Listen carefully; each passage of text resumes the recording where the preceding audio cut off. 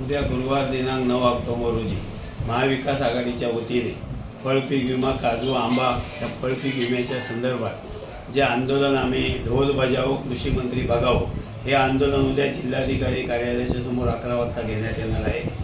कृषी अधीक्षकांनी सांगितलं होतं, जिल्हाधिकाऱ्यांनी सांगितलं होतं की आम्ही ही कंपनी काळ्या यादीमध्ये टाकणार आहे। अद्यापही ही कंपनी काळ्या यादीत टाकलेली नाही आहे। यापूर्वी सरकारने सुद्धा गणपतीच्या पूर्वीसुद्धा आम्ही या ठिकाणी विम्याची रक्कम देणार अशा पद्धतीने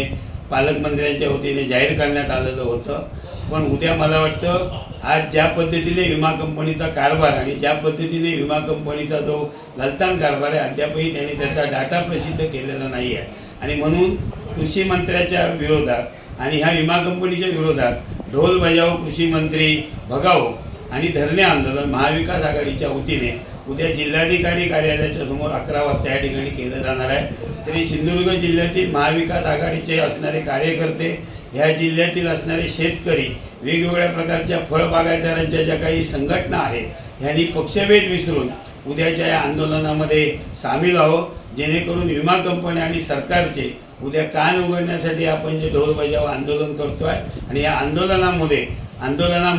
ह्या भारत कृषी जी कंपनी आहे ह्या कंपनीला निश्चितच लवकरात लवकर विमा या ठिकाणी देण्यास आपण भाग पडूया आणि त्यासाठी मी सिंधुदुर्ग जिल्ह्यातील सर्व शेतकऱ्यांनी उद्याच्या आंदोलनामध्ये सहभागी व्हावं।